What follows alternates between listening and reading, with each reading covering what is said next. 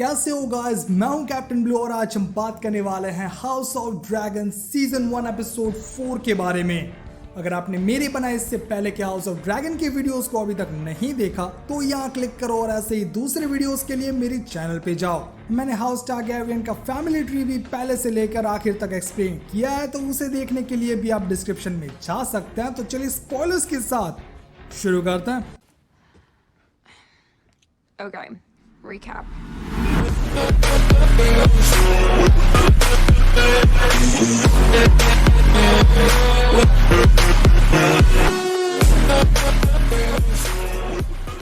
Episode की शुरुआत होती है रेनेरा के साथ, जो अभी बॉमन बराथियन के साथ बैठी हुई है। ये लोग यहाँ रेनेरा के लिए लड़के देख रहे हैं और लड़कों से मेरा मतलब था बुड्ढे। पूरे वेस्टरोस के सभी लॉन्डो को यहाँ पर बुलाया जाता है ताकि रेनेरा अपना हस्बैंड डिसाइड कर सके। बॉमन बराथियन को हमने पहले एपिसोड में देखा था और वो टारगेरियंस के कजिन है, मतलब रेनेरा के अंकल। इन्हें आप याद रखना चाहेंगे क्योंकि डांस ऑफ द ड्रैगन्स में ये काफी बड़ा रोल प्ले करते हैं। अभी के लिए वो लोग इस बुड्ढे का मजाक बनाते हैं, जिसके बाद आते हैं लॉर्ड विलियम ब्लैकवुड, जो एक छोटा सा बच्चा है। ऑफ कोर्स रेनेरा इससे शादी नहीं करेगी, लेकिन इसके बारे में थोड़ा जान लेते हैं। विलियम ब्लैकवुड हाउस ब्लैकवुड से बिलोंग करता है, जो पूरे वेस्टरोस के सबसे एंशिएंट हाउसेस में से एक है। ये लोग रिवरेंस के लॉर्ड हैं और टलीज के अंडर आते हैं। वेस्टरोस के साउथ में आखिरी इनका ऐसा हाउस है जो ओल्ड गॉड्स में बिलीव करता हो, लाइक नॉर्थ में जैसे लोग करते थे। इन्होंने एगॉन को ज्वाइन किया था कॉन्क्वेस्ट के टाइम, क्योंकि ऑफ कोर्स टली का सपोर्ट इनके साथ था। ये बच्चा ये सारी चीजें मेंशन भी करता और लोग उसका मजाक बनाते हैं, स्पेशली ये बंदा जिसका नाम है जारल ब्रैकन।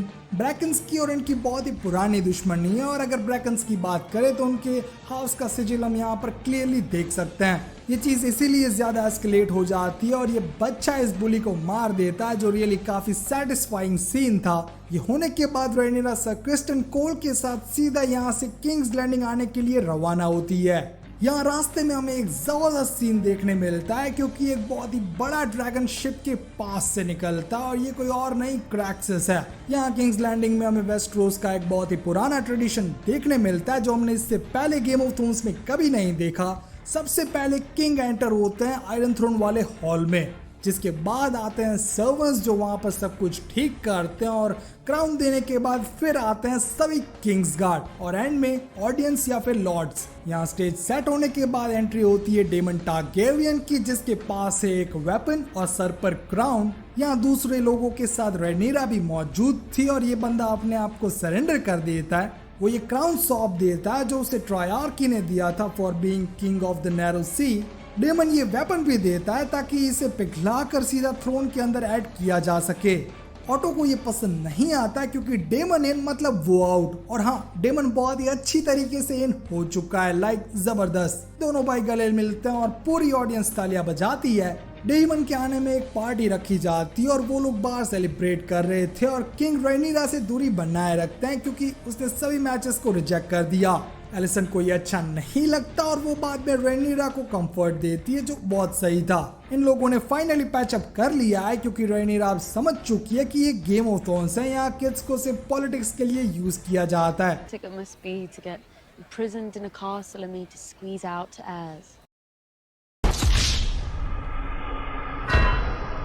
वो अपने साथ ऐसा नहीं होने देना चाहती, पर वो जानती है कि ये होकर रहेगा। रेनेरा अपने अंकल से बात करती है और इनकी सोच काफ़ी सिमिलर है, मतलब इनकी जो अंडरस्टैंडिंग है वो फ्यूचर में काफ़ी इफेक्ट लाएगी इस पूरी सीरीज के अंदर। स्मॉल काउंसिल में मैटर लाई जाती है कि अब भले ही क्रैब फीडर का कोई इश्यू ना हो, लेकिन सी स्नेक अभी भी काफ़ी स्ट्रॉन्ग चल रहा है। पूरा सी उसके अंडर कंट्रोल में है और टारगेरियंस के साथ उसकी प्रॉब्लम जायज भी थी, क्योंकि किंग ने उसकी डॉटर के मैरिज प्रपोजल को डिक्लाइन किया था। ऑटो बताता है कि कॉलिस ने ब्राउस के सी लॉर्ड के साथ अलायंस बनाने का सोचा, और अगर वो अपनी डॉटर की शादी वहां करवाता है तो दिक्कत इससे भी काफी बढ़ सकती है, तो उन्हें इसके लिए तैयार रहना होगा। यहाँ रेनेरा अपने कमरे में आती है और उसके बाहर खड़े हैं सर क्रिस्टन कोल। रेनेरा को अंदर एक गिफ्ट मिलता है जिसके अंदर कुछ गंदे कपड़े थे और साथ में था एक मैप जो एक सीक्रेट डोर को लीड करता है। रेनेरा कपड़े पहनकर इस डोर के अंदर से जाती है और उसे मिलता है डेमन। वो दोनों जाते हैं किंग्स लैंडिंग की नाइट लाइफ को एंजॉय करने, जो थोड़ा स्पूकी था। ये पूरा एरिया फ्ली बॉटम है जहाँ बहुत सारे पेजेंट्स रहते हैं और वो लोग कई जगहों में जाते हैं, इवन कई एक्ट्स भी देखते हैं जो रूलर्स का मजाक बनाने के लिए लाए गए थे। हमने ऐसा एक गेम ऑफ थ्रोन्स में भी देखा था, अगर आपको याद हो तो। यहाँ से रैनीरा फूड चोरी करके भागती है जो उसके लिए काफी फन था, लेकिन रास्ते में उससे मिल गए सर हाविन जो लॉर्ड लियोनल के सन है। हमने इसे एपिसोड 3 में भी देखा था और ये काफी इंपॉर्टेंट कैरेक्टर बनने वाले हैं। वो रैनीरा को यहाँ से जाने देते हैं और साथ में डेमन और रैनीरा एक ब्रॉथल के अंदर एंटर होते हैं। वो दोनों सेक्स करने ही वाले थे कि डेमन का मूड नहीं बनता और वो चला जाता है, लेकिन ये रियली क्लोज था। वो लोग आधे नंगे हो चुके थे और यहाँ पर एक स्पाई ने उन्हें देख लिया। रैनीरा के वापस जाने पर क्रिस्टन उसे पूछते हैं कि वो ठीक है कि नहीं, और रैनीरा उसे अंदर बुलाकर सेड्यूस करती है। डेमन को मिलने के बाद से वो काफी और नहीं चल रही थी और इसी कारण से वो दोनों छई छपा छई करते हैं। यहाँ एलिसन के साथ भी यही हो रहा है, लेकिन ये कंसेंशुअल नहीं था। वो काफी बैड फील कर रही है, जो आप क्लियरली देख सकते हैं। रात को ही ऑटो के लिए मैसेज आता है व्हाइट वर्म की तरफ से। अब व्हाइट वर्म एक स्पाई था जो क्राउन के लिए काम करता था, specially operated in flea bottom. अब ये कौन है वो इस एपिसोड में नहीं दिखाया गया और मैं स्पॉइल भी नहीं करना चाहता। अगर आपको जानना हो तो सिंपली गूगल कर लो, क्योंकि ये काफी कॉमन है, इसीलिए आपको तुरंत मिल जाएगा। वो सारी रैनीरा की न्यूज ऑटो के सामने रिवील कर देता है और मॉर्निंग में डेमन मसेरा के यहाँ उठता है बहुत ही बुरे हैंगओवर के साथ। ऑटो ये न्यूज किंग को पास करता और आप भले ही कितने ही बड़े मैनिपुलेटिव क्यों ना हो, लेकिन आप एक बाप को अपनी डॉटर के अगेंस्ट नहीं कर सकते। यहाँ भी यही होता है। किंग वसेरियस ऑटो को गालियां देता है और यहाँ से वो चला जाता है। इसके अलावा किंग वसेरियस ये क्लियरली देख लेते हैं कि ऑटो अपने ग्रैंडसन को किंग बनाना चाहता है। जब ये बात हो रही थी तब सारी चीजें एलिसन सुन लेती है और वो सीधी इस मामले में रैनीरा से बात करती है। रैनीरा शांति से समझा देती है कि उसने अपनी वर्जिनिटी अपने अंकल के साथ लूज नहीं की, क्रिस्टन कोल के साथ यूज की है। जस्ट किडिंग, ऐसा कुछ नहीं होता।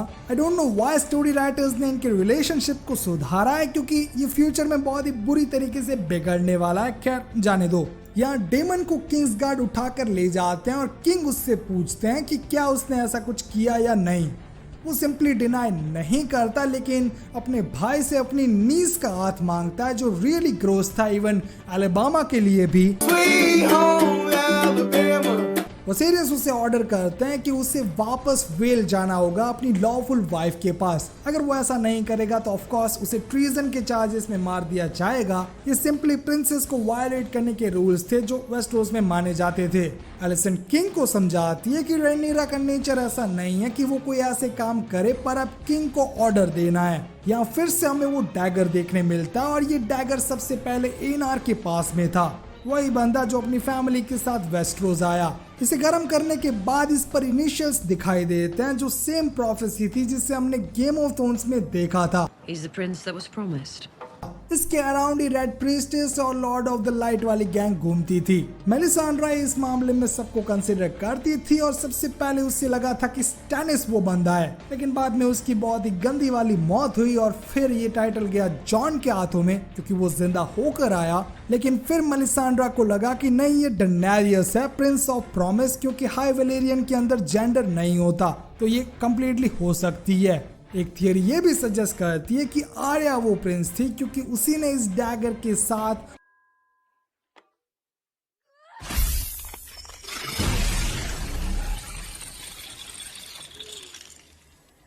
हालांकि जैसे कहा जाता था कि ये प्रोफेसी तय करेगी वेस्टरोस का फ्यूचर, वो एक तरीके से हुआ भी, लेकिन वो जॉन पर ज्यादा डिपेंडेड है, क्योंकि उसने फ्री फोक्स, डैनी और नॉर्थ के सभी लोगों को रीयूनाइटेड किया। अगर ये लोग नहीं होते तो ऑफ कोर्स व्हाइट वॉकर्स को नहीं हरा पाते।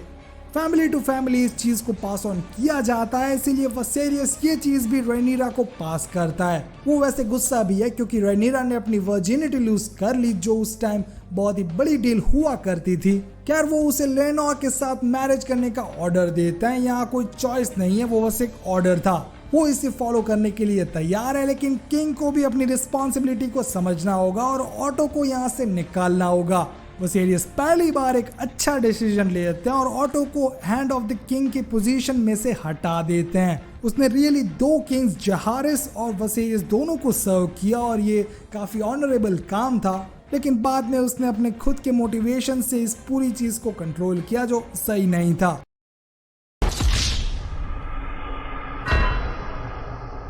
बुक्स में भी हमें ये सेम चीज देखने मिलती है और अब आपको जरूर डाउट जाएगा कि next hand of the king कौन बनेगा।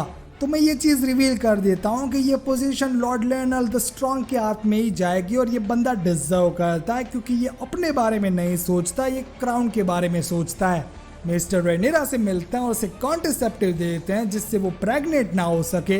रियली गाइस, रॉयल फैमिली में प्राइवेसी नाम की कोई चीज नहीं होती थी। खैर, इसी के साथ एपिसोड 4 कंप्लीट होता है। इसके बाद हमें सिर्फ एक एपिसोड देखने मिलेगा जिसमें मिली रेनेरा का रोल करेगी और बाकी के आने वाले एपिसोड्स में एमा डार्सी उसका रोल संभालेगी। एक बड़ा टाइम जंप हम देखने वाले हैं, तो उसके लिए तैयार रहना। अगर आपको ये वीडियो पसंद आया हो तो लाइक करो, कमेंट सेक्शन में मुझे जरूर बताओ कि ये सीरीज आपके हिसाब से कैसी जा रही है। हम मिलते रहेंगे ऐसे ही वीडियोस पे गाइस। इस चैनल को सब्सक्राइब करना मत भूलना। Thanks for watching.